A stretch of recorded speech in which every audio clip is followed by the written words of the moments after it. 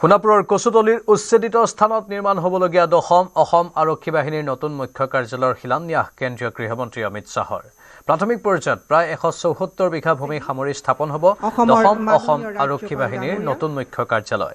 শিলান্যাস অনুষ্ঠানৰ পিছতে কেন্দ্ৰীয় গৃহমন্ত্ৰী অমিত শ্বাহে সম্বোধন কৰে বিশাল জনসভা। শ্ৰীযুত কেশৱ মহন্ত ডাঙৰীয়া, শ্ৰীযুত ৰূপেশ গোৱালা ডাঙৰীয়া, মাননীয় সাংসদ শ্ৰীযুতা বিজুলী কলিতা মেধি ডাঙৰীয়ানী আৰু কেইটামান মুহূৰ্তৰ পিছতেই সভাৰ কাম আনুষ্ঠানিকভাৱে আৰম্ভ কৰিম।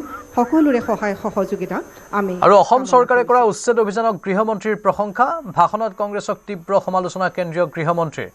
ভোট বিচাৰি ওলোৱা কংগ্ৰেছক প্ৰশ্ন গৃহমন্ত্ৰীৰ। অসমৰ কেইবাখনো জিলা মুছলমান অনুপ্ৰৱেশকাৰীৰে ভৰিল। এই জিলাসমূহ অনুপ্ৰৱেশকাৰীয়ে দখল কৰাৰ বাবে জগৰীয়া কোন? অনুপ্ৰৱেশকাৰীক সংস্থাপিত কৰিছিল কংগ্ৰেছে। কংগ্ৰেছ পুনৰ শাসনলৈ আহিলে অনুপ্ৰৱেশকাৰীক খেদিব জানো বুলি প্ৰশ্ন অমিত শ্বাহৰ। কংগ্ৰেছে অসমত IMDT আইন প্ৰণয়ন কৰিছে। অনুপ্ৰৱেশকাৰীক সুৰক্ষা দিবলৈ কংগ্ৰেছে আনিছিল IMDT আইন। অসমৰ সংস্কৃতিৰ বিকাশৰ বাবে কংগ্ৰেছে একো নকৰিলে বুলিও অমিত শ্বাহে মন্তব্য কৰে।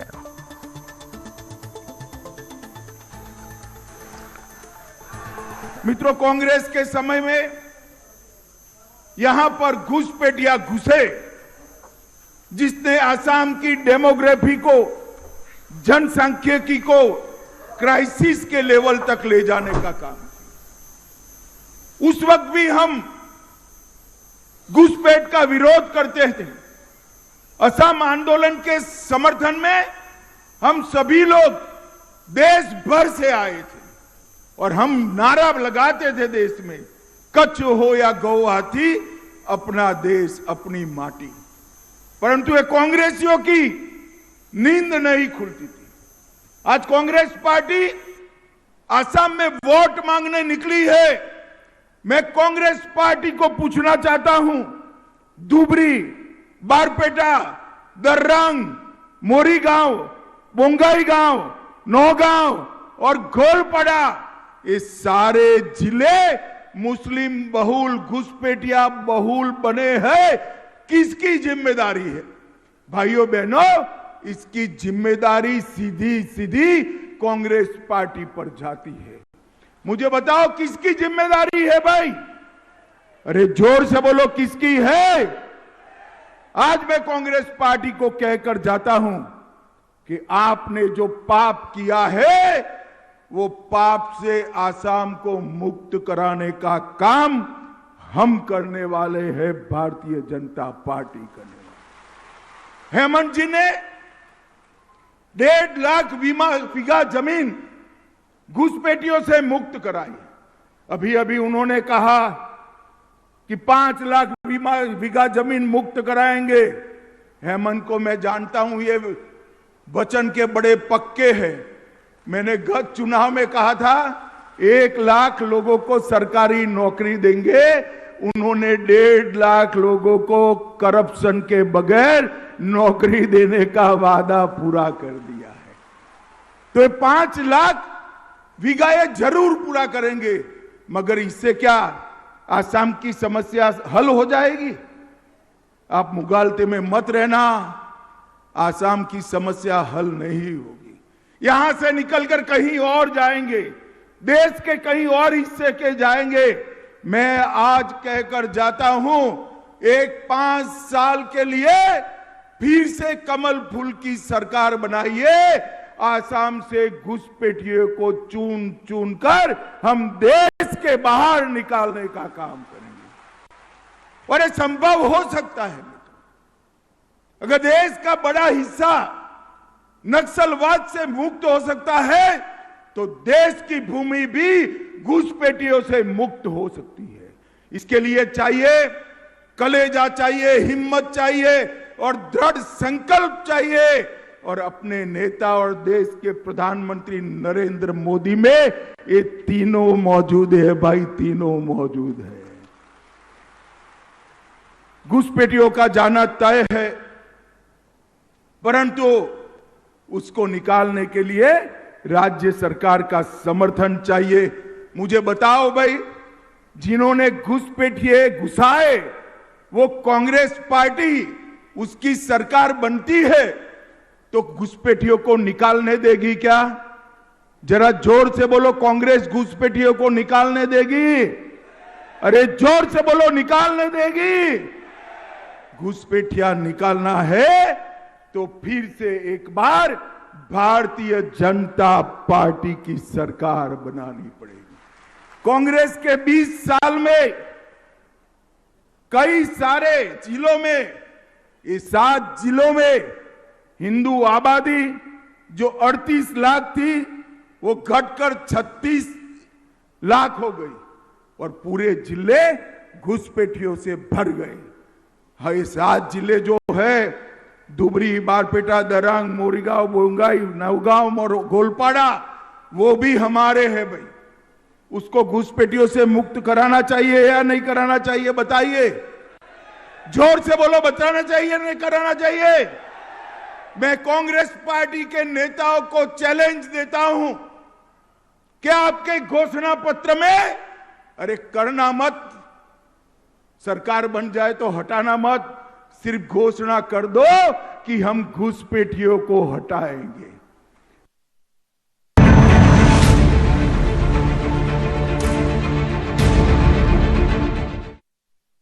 আৰু বৰপেটা ৰোডৰ সেনকো গহনালয়ৰ ডকাইতি কাৰ্যৰ ক্লু লাভ কৰা হৈছে। সেনকো গহনালয় ডকাইতিত জড়িতৰ সন্দেহত 4জনক আটক কৰা হৈছে। সোধপোছৰ বাবে 4জনক আটক বৰপেটা ৰোড আৰক্ষীৰ। গোৱালপাৰাৰ মাকৰিৰ পৰা 4 অভিযুক্ত আটক। আটকাধীন 4 যুৱকৰ ঘৰ পশ্চিমবংগ আৰু বিহাৰত। মুকেশ দাস, তুষাৰ বিশ্বাস, ৰোহিত কুমাৰ আৰু প্ৰিয়াংশু কুমাৰক মাৰাথন জেৰা আৰক্ষীৰ। জলপাইগুৰিত ঘৰ মুকেশ দাস আৰু তুষাৰ বিশ্বাসৰ, আনহাতে ৰোহিত কুমাৰ আৰু প্ৰিয়াংশু কুমাৰৰ ঘৰো জলপাইগুৰিত। এসপ্তাহ পূৰ্বে গোৱালপাৰাৰ মাকৰিত ভাড়াঘৰ লৈছিল আটাইকেইজনে।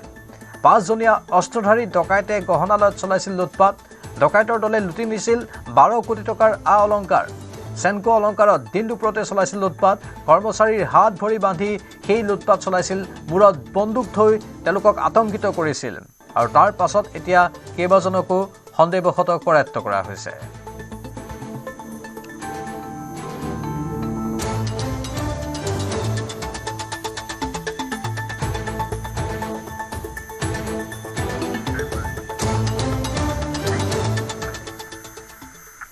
দুলিয়াজানত বিদ্যালয়ৰ চৌহদত ছাত্ৰৰ ৰহস্যজনক মৃত্যু। টিংৰাই বিবেকানন্দ কেন্দ্ৰ বিদ্যালয়ত সংঘটিত হৈছে চাঞ্চল্যকৰ ঘটনাটো। ৰহস্যজনক অৱস্থাত বিদ্যালয়ৰ চৌহদত মৃত্যু হোৱা 7ম শ্ৰেণীৰ ছাত্ৰজনৰ নাম লাকি দাস। মৃত ছাত্ৰজনৰ ঘৰ ডিব্ৰুগড়ৰ জয়পুৰ মণিপুৰী বস্তিত। বিদ্যালয়ৰ চৌহদত থকা ছাত্ৰাবাসত থাকি বিদ্যালয়ত অধ্যয়ন কৰিছিল ছাত্ৰগৰাকীয়ে।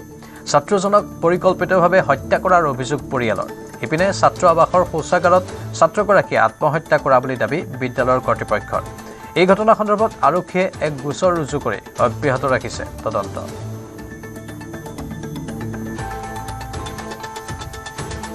আমাৰ ভতিজা লাকি দাস এটি স্কুলত পড়ে, হোস্টেলত থাকে।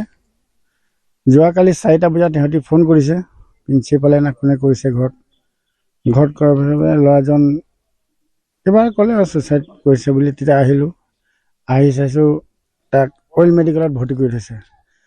যদি ল'ৰাজন ছুইচাইড কৰিছে তেতিয়াহ'লে সি পুলিচক মাতিব লাগে, পেৰেণ্টছক মাতিব লাগে, পুলিচে খুলিব। সিহঁতি কেনেকৈ খুলিলে? সিহঁতি খুলি মেডিকেলত লৈ যাই পেলাই আকৌ আমি আহি পালে ইমান দেৰিলৈকে নাই বুলি ইয়াতে কৈ দিছে। তথাপি মন শান্তিৰ কাৰণে লৈ গৈছোঁ ডিব্ৰুগড়, তাতো এনেকৈ ভেণ্টিলেটৰত দি থৈছে। নাই আৰু ল'ৰাজন মানে কি বুলি ভাবিছে মানে এইটো মাৰ্ডাৰ কৰিছে। সিহঁতি মাৰ্ডাৰ কৰিছে, আমাক ন্যায় লাগে। কেনেকৈ হ'ল? ল'ৰাটো ইয়াত পঢ়িবলৈ দিছিলোঁ আমি, সিহঁতক মাৰিবলৈ দিয়া নহয়। আমাক ন্যায় লাগে, বিচাৰ লাগে। এইবাৰ নগাঁৱৰ দিল্লী পাব্লিক স্কুলৰ সন্মুখত ভয়ংকৰ পথ দুৰ্ঘটনা। নিয়ন্ত্ৰণ হেৰুৱাই পথৰ দাঁতিৰ গছত খুন্দা ট্ৰেভেলাৰৰ। দুৰ্ঘটনাত গুৰুতৰভাৱে আহত 11জনকৈ যাত্ৰী। জালুকবাৰীৰ গোপাল থানৰ পৰা মাজুলীলৈ গৈ আছিল বাহনখন। আহতসকলক নগাঁও চিকিৎসা মহাবিদ্যালয় হস্পিটেললৈ প্ৰেৰণ কৰা হয়।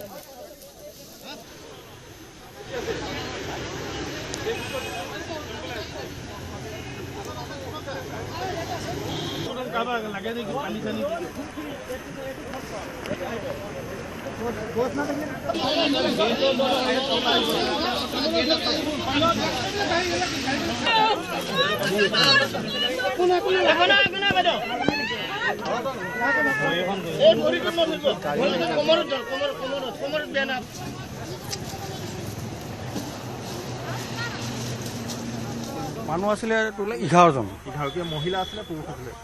মহিলাও আছিলে পুৰুষ আছিলে। ইনজিঅৰ কিমান হৈছে? গোটেইকেইটা এতিয়া আপোনাৰ মেডিকেল কলেজত নিয়া হৈছে। চবকে মানে আমি ৰাইজে মিলি চবেই ধৰি মেলি আমি এম্বুলেঞ্চ মাতিলোঁ, আমাৰ পুলিচক সহায় কৰিছে, আমি পঠিয়াই দিলোঁ। ৰূপহীয়াতৰ লাওখোৱা অভয়াৰণ্যৰ পূব ফটাল জাৰত বন বিভাগৰ উচ্ছেদ অভিযান। চৰকাৰী ভূমিত অবৈধভাৱে কৰা বড়ো ধানৰ খেতিত বন বিভাগে চলালে উচ্ছেদ অভিযান। কেইবা হাজাৰ বিঘা চৰকাৰী ভূমিত অবৈধ দখলেৰে কৰিছিল খেতি বাতি, ফিচাৰী নিৰ্মাণ। হাতী লগাই গৰাজান বনাঞ্চলিক বিষয়াই নষ্ট কৰে অবৈধভাৱে কৰা বড়ো ধানৰ খেতি। সকলো দেখি শুনিও দীৰ্ঘদিনৰ পৰা নীৰৱ দৰ্শক হৈ থকাৰ অভিযোগ আছিল বন বিভাগৰ বিৰুদ্ধে। এতিয়া একেবাৰে শেষ হৈ যাব, পানী নাই যে।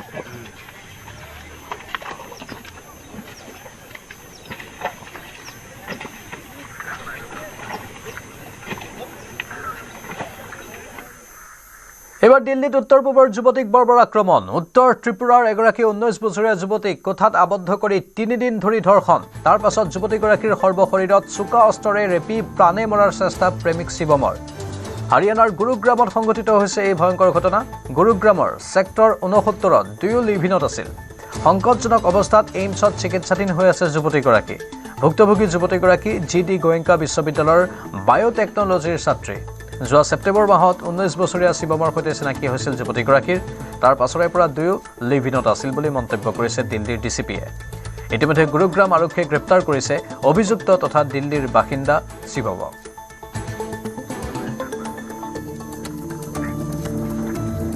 বিৰোধীৰ মিত্ৰতাক লৈ পুনৰ কংগ্ৰেছক সকিয়নি অখিল গগৈৰ। উজনিৰ আসন নিদিলে মিত্ৰতা নহ'ব বুলি ঘোষণা ৰাজ্যৰ দলৰ সভাপতি অখিল গগৈৰ। আজিৰ বৈঠকত লোৱা সিদ্ধান্তসমূহ জনোৱা হ'ব কংগ্ৰেছক। কংগ্ৰেছে ৰাইজৰ দলৰ দাবী নামানিলে নিজেই সিদ্ধান্ত ল'ব বুলি ঘোষণা অখিল গগৈৰ। ৰাইজৰ দলক 15খন আসন এৰি দিয়াৰ দাবী অখিল গগৈৰ। ৰাইজৰ দলে বিচাৰিছে 5টা সংখ্যালঘু সমষ্টি।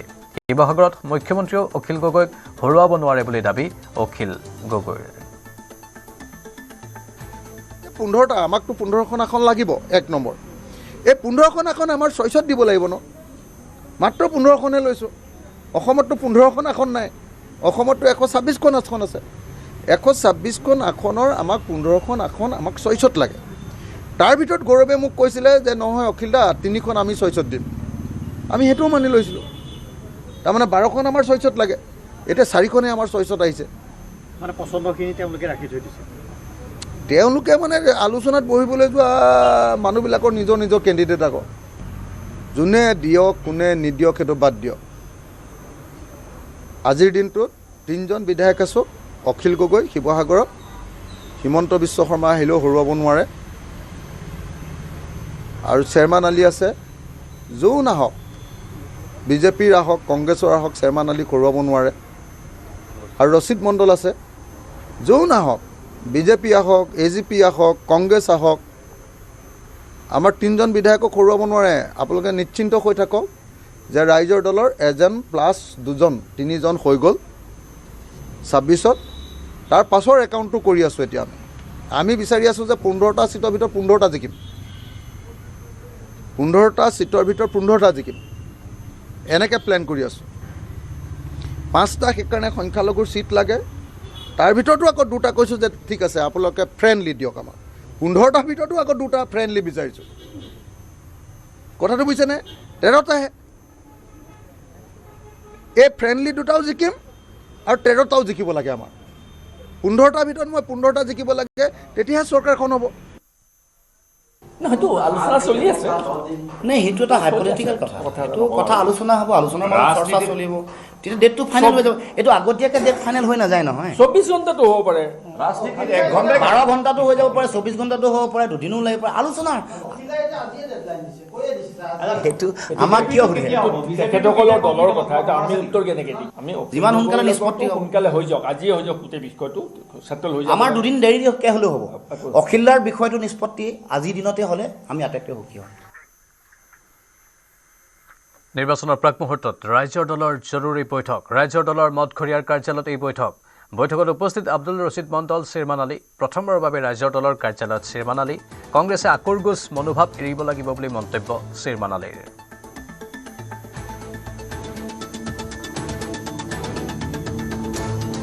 আমিতো আশা কৰিছোঁ বিজেপিক শাসনৰ পৰা আঁতৰোৱাৰ স্বাৰ্থত কংগ্ৰেছে আকোৰগোজ মনোভাৱ এৰি সৰু সৰু দলবোৰৰ লগত অলপ এৰা ধৰাৰ মাজেৰে তেওঁলোকে মিত্ৰতা কৰক।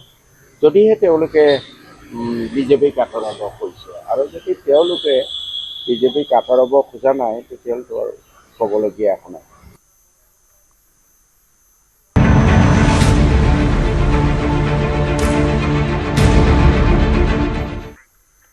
বিহপুৰীয়া সমষ্টিৰ বিজেপিৰ প্ৰাৰ্থী হ'ব ভূপেন বৰা। কেন্দ্ৰীয় গৃহমন্ত্ৰীৰে হোৱা বৈঠকৰ পিছতে চূড়ান্ত সিদ্ধান্ত।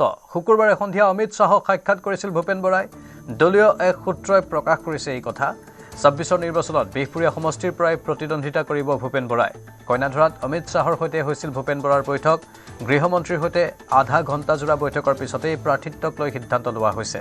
বৈঠকত উপস্থিত আছিল মুখ্যমন্ত্ৰী হিমন্ত বিশ্ব শৰ্মা, বিধায়ক মানৱ ডেকা। অমিত শ্বাহৰ সৌহাৰ্দ্যপূৰ্ণ ব্যৱহাৰত মুগ্ধ হৈ পৰে ভূপেন বৰা।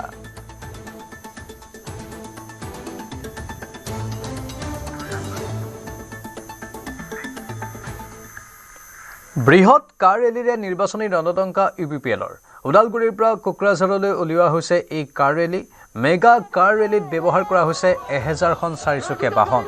10টা সমষ্টিত নিৰ্বাচনী যুঁজ দিবলৈ সাজু হৈছে UPPL। নিৰ্বাচনী প্ৰচাৰৰ উদ্দেশ্যে উলিওৱা কাৰ ৰেলীত ভাগ লৈছে UPPLৰ সভাপতি প্ৰমোদ বড়োৱে। যুৱ শাখাৰ পৰা বিশাল এটা কাৰ ৰেলী লোৱা হৈছে। এই কাৰ ৰেলীটো ওদালগুৰিৰ পৰা আৰম্ভ কৰি কোকৰাঝাৰলৈ যাব আৰু আমাৰ এই কাৰ ৰেলীৰ মূল থিমটো হৈছে হাৰমনি আৰু আমাৰ ইউনিটিৰ কাৰণে। আমাৰ সমাজৰ মাজত শান্তিৰ এটা বাতাবৰণ থাকিব লাগে, সম্প্ৰীতি এটা থাকিব লাগে আৰু অনাগত দিনত আমি ঐক্যভাৱে কেনেকৈ আগবাঢ়ি যাব পাৰোঁ ইয়াৰ কাৰণে এই ৰেলীটো লোৱা হৈছে। আৰু ইয়াত সকলো জাতি জনগোষ্ঠী সকলো ধৰ্মৰ লোক ওলাই আহিছে। অকল যুৱই আহিছে এনেকুৱা নহয়, ইয়াত সকলো জাতি ধৰ্মৰ লোক ওলাই আহিছে। আৰু যোৱা 5টা বজাৰত UPPL মডেলৰ যিটো ৰাজনীতি আছিলে যে প্ৰত্যেকজন ব্যক্তি বড়োলেণ্ডত বসবাস কৰা নিৰাপত্তা পাব লাগিব, সব জাতি জনগোষ্ঠীৰ ভাষা সংস্কৃতি অস্তিত্ব ৰক্ষা হ'ব লাগিব, ভূমিৰ সমস্যা স্থায়ীভাৱে সমাধান হ'ব লাগিব আৰু ছাত্ৰ ছাত্ৰীৰ পৰা লৈ পেলাই যুৱ যুৱতীসকলে গুণগত শিক্ষা পোৱাৰ লগতে সংস্থাপন পাব লাগিব। বিধানসভাৰ প্ৰাক মুহূৰ্তত UPPL দলে ওদালগুৰিৰ পৰা আজি কোকৰাঝাৰলৈ যি শান্তি সম্প্ৰীতিৰ যি কাৰ ৰেলী আৰম্ভ কৰিছে আৰু এই দৃশ্য মোৰ কেমেৰা সহযোগে দেখুৱাই আছে। আৰু এই BTCত যি অশান্তি হৈ আছে সেই অশান্তিৰ বাবে এইদৰে আচলতে তেওঁলোকে শান্তি সম্প্ৰীতিৰ এইদৰে কাৰ ৰেলী ওলোৱা পৰিলক্ষিত হৈছে। এই দৃশ্য হৈছে ওদালগুৰি ডায়মণ্ড খেলপথাৰৰ। আৰু মোৰ কেমেৰা সহযোগে দেখুৱাইছে এই কাৰ ৰেলী UPPLে এক দাবী কৰিছে যে আচলতে এক সূত্ৰই দাবী কৰিছে যে BTCত অশান্তি হৈ আছে আৰু সেই অশান্তিৰ বাবে এইদৰে আচলতে শান্তি সম্প্ৰীতিৰ কাৰ ৰেলী নিৰ্বাচনৰ প্ৰাক মুহূৰ্তত তেওঁলোকে উলিয়াইছে। মোৰ লগত এই মুহূৰ্তত লোকসভাৰ সাংসদ জয়ন্ত বসুমতাৰী আছে, কোকৰাঝাৰ লোকসভাৰ সাংসদ জয়ন্ত বসুমতাৰী। মই জয়ন্ত বসুমতাৰীৰ পৰা পোনে জানিবলৈ চেষ্টা কৰিম, কি ক'ব BPFে চৰকাৰ কৰা 4 মাহ বা 5 মাহ হ'ল, হোৱাৰ পিছতে কিন্তু আপোনালোকে শান্তি সম্প্ৰীতিৰ কাৰ ৰেলী উলিয়াব লগা হৈছে, কি ক'ব এই ক্ষেত্ৰত? চাওক, যি মূলা বাঢ়ে দুপাততে চিন, আৰু এই কথাখিনি প্ৰাসংগিকতা যে আছে আৰু এই BTR অঞ্চলত এইটো চবতকৈ মানুহৰ মনত আজিৰ তাৰিখত মানে চিন্তনীয় এটা বিষয় যে হাগ্ৰামা মহিলাৰী ডাঙৰীয়া 4টা মাহ 5টা মাহ সামনে শাসন চলালে।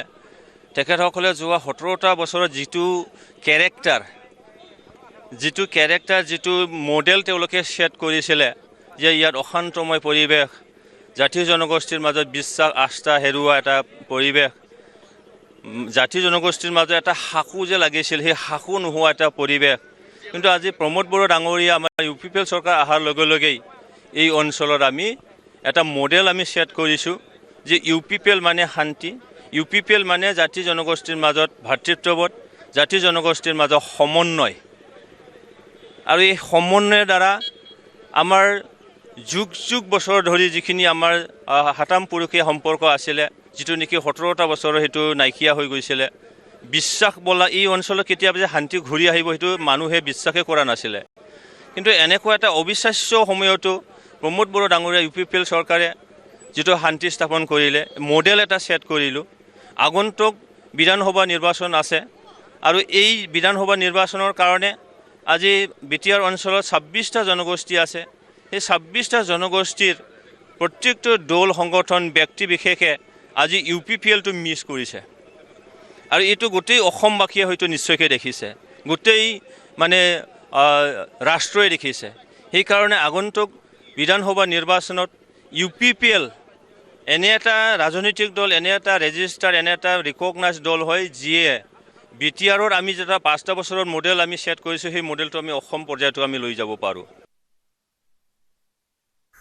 আজিৰ পৰা T20 ক্ৰিকেট বিশ্বকাপৰ মূল যুঁজ অৰ্থাৎ সুপাৰ 8ৰ খেল প্ৰথমখন সুপাৰ 8ৰ খেলত নিউজিলেণ্ডৰ মুখামুখি হ'ব পাকিস্তান কলম্বোত সন্ধিয়া 7 বজাৰ পৰা আৰম্ভ হ'ব নিউজিলেণ্ড পাকিস্তানৰ খেলখন গ্ৰুপ পৰ্যায়ত 4খনকৈ খেল খেলা নিউজিলেণ্ড আৰু পাকিস্তানে জয়ী হৈছিল 3খনকৈ খেলত অৱশ্যে নেট ৰান ৰেটৰ তুলনাত গ্ৰুপ পৰ্যায়ত পাকিস্তানতকৈ ওপৰত আছে নিউজিলেণ্ড গ্ৰুপ পৰ্যায়ত নিউজিলেণ্ডৰ নেট ৰান ৰেট +1.227 বিপৰীতে গ্ৰুপ পৰ্যায়ত পাকিস্তানৰ নেট ৰান ৰেট +0.976 এপিনে কাইলৈ অনুষ্ঠিত হ'ব সুপাৰ 8ৰ দুখনকৈ গুৰুত্বপূৰ্ণ খেল কাইলৈ বিয়লি 3 বজাত শ্ৰীলংকা বনাম ইংলেণ্ড আৰু সন্ধিয়া 7 বজাত দক্ষিণ আফ্ৰিকাৰ বিৰুদ্ধে খেলিব ভাৰতে কাইলৈ আহমেদাবাদৰ নৰেন্দ্ৰ মোদী ষ্টেডিয়ামত ভাৰতৰ আৰু দক্ষিণ আফ্ৰিকাৰ মাজত অনুষ্ঠিত হ'ব সুপাৰ 8ৰ তৃতীয়খন খেল 23 ফেব্ৰুৱাৰীত জিম্বাবুৱে বনাম ৱেষ্ট ইণ্ডিজ 24 ফেব্ৰুৱাৰীত ইংলেণ্ডৰ মুখামুখি হ'ব পাকিস্তান 25 ফেব্ৰুৱাৰীত শ্ৰীলংকা বনাম নিউজিলেণ্ড 26 ফেব্ৰুৱাৰীত ৱেষ্ট ইণ্ডিজ বনাম দক্ষিণ আফ্ৰিকা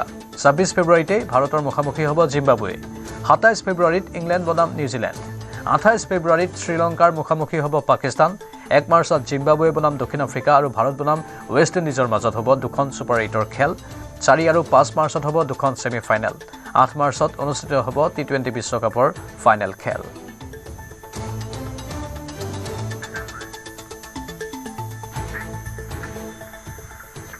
খুমটাইত সংঘটিত শিহৰণকাৰী মৰেল পুলিচিঙৰ ঘটনাৰ বিৰুদ্ধে আটাচাৰ উদ্যোগত ৰাজ্যৰ তীব্ৰ প্ৰতিবাদ ৰছীৰে বান্ধি বিবস্ত্ৰ কৰি 16 বছৰীয়া কিশোৰক মৰেল পুলিচে দিছিল তালিবানী শাস্তি এই ঘটনাত জড়িত কঠোৰ শাস্তি প্ৰদানৰ দাবীত খুমটাই আৰক্ষী চকীৰ সন্মুখত শতাধিক লোকৰ প্ৰতিবাদ খুমটাই আৰক্ষী চকীৰ ভিতৰতো এজন লোকে কিশোৰটিক প্ৰহাৰ কৰাৰ অভিযোগ প্ৰতিবাদকাৰী দোষীক ফাষ্ট ট্ৰেক আদালতৰ জৰিয়তে শাস্তি প্ৰদানৰ দাবী আৰক্ষী প্ৰশাসনক প্ৰেমজনিত ঘটনাৰ অজুহাতত এগৰাকী কিশোৰীৰ পৰিয়াল আৰু আত্মীয়ই বৰ্বৰ আক্ৰমণ কৰিছিল কিশোৰটিক